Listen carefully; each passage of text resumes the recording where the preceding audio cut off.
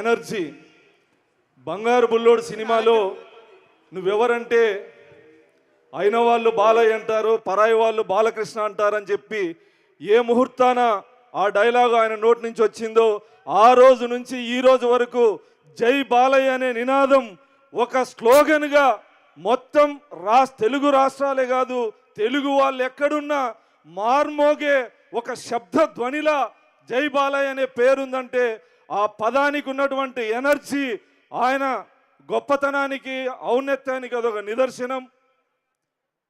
బాలకృష్ణ గారి అభిమానిగా ఎంతోమంది ఆయనకు అభిమానులు ఉన్నారు. ఎమ్మెల్యేలు, ముఖ్యమంత్రులు, స్నేహితులు ముఖ్యమంత్రులు ఎంతోమంది ఉంటారు. కానీ నాకు వచ్చిన అవకాశం, నేను చిన్నప్పటి నుంచి ఏ హీరోనైతే అభిమానించానో ఆయన నియోజకవర్గం పక్కనే నేను కూడా ఎమ్మెల్యే కావడం చరిత్రలో ఏ హీరోకు కూడా ఈ అవకాశం ఉండదని చెప్పి ఈ సందర్భంగా తెలియజేస్తా ఉన్నా. బాలయ్య గారిని కలిసినప్పుడు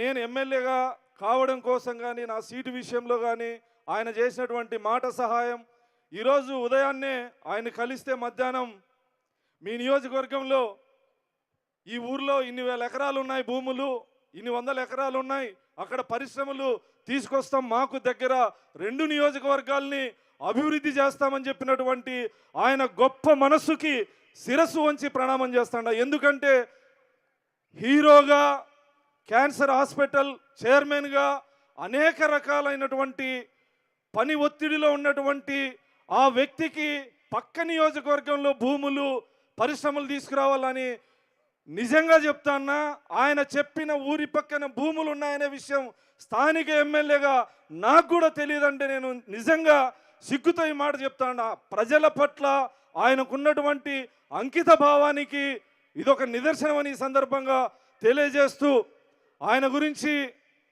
మాట్లాడాలంటే సినిమాలో ఒక 2 సీన్ల గురించి చెప్తా. నానాజీ పాత్ర ఎంటర్ అయ్యేటప్పుడు ఒక పోలీసులు ఆయన్ని చెక్ చేసేటప్పుడు, ఆయన పాదాల దగ్గర నుంచి చెక్ చేసేటప్పుడు సౌండ్ వస్తే ఏంటి ఇక్కడంటే రాడ్లు ఉన్నాయని చెప్తాడు, ఇక్కడ చెక్ చేసేటప్పుడు ప్లేట్స్ ఉన్నాయని చెప్తాడు, ఇక్కడ బుల్లెట్లు ఉన్నాయని చెప్తాడు.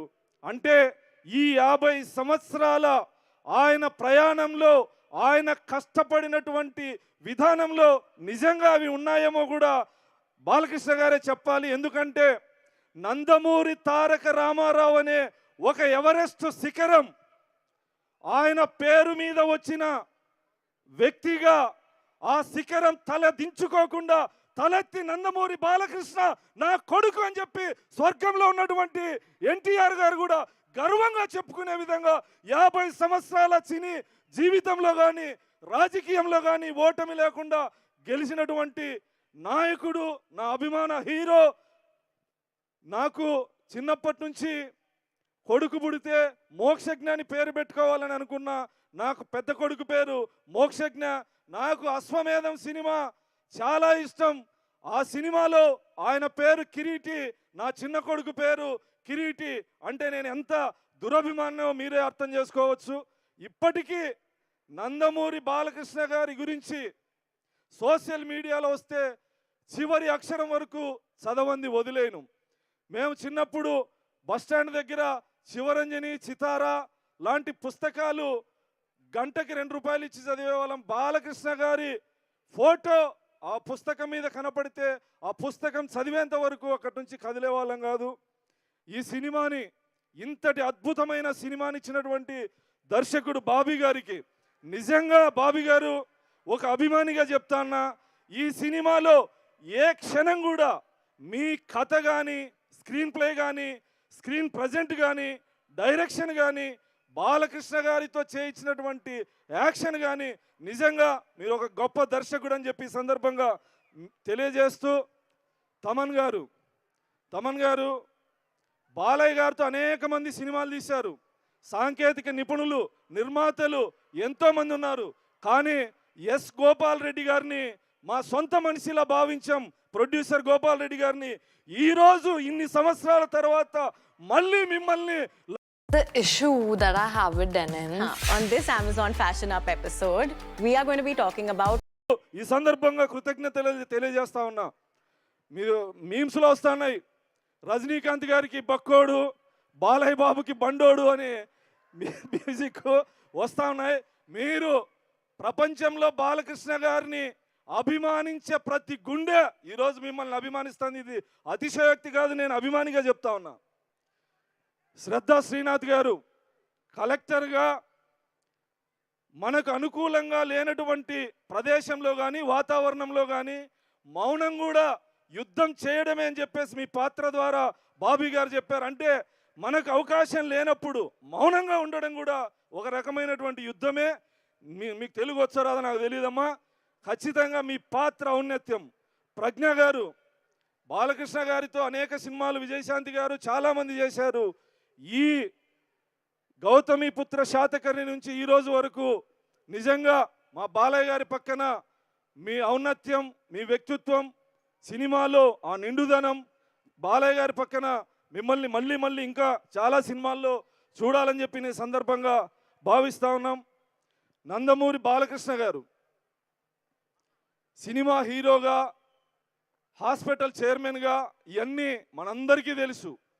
ఆయన మంచితనం, ఆయన గొప్పతనం అంటే మామూలుగా నెలకి ₹1,00,000 సంపాదించేటువంటి వాళ్ళే కాలరెగరేసుకొని తిరిగేటువంటి రోజుల్లో ప్రపంచం గుర్తించిన మహనీయుడు నందమూరి తారక రామారావు గారి కుమారుడిగా, 3 సార్లు శాసనసభ్యుడిగా, 50 సంవత్సరాలు సినీ జీవితంలో ఒక శిఖరంలో ఉన్నటువంటి వ్యక్తి, ఆ మహామనిషి కొంచెం కూడా అహం అనేది కానీ ఇగో అనేది కానీ లేకుండా చిన్న పిల్లల మనస్తత్వం. ఇందాక ఆ చిన్న అమ్మాయి, చిన్న పాత్ర చేసిన అమ్మాయి వస్తే ఒక తండ్రి మనసుతో దగ్గరకు తీసుకొని తొడల మీద కూర్చోబెట్టి అమ్మాయితో మాట్లాడిన విధానం, స్క్రీన్ మీద కృష్ణుడి వేషధారణ వస్తే ప్రజ్ఞ గారు మాట్లాడుతుండ్రు పెద్ద ఆయన ఎన్టీఆర్ అని. ఎన్టీఆర్ గారు కాదమ్మా, మా బాలయ్య బాబు.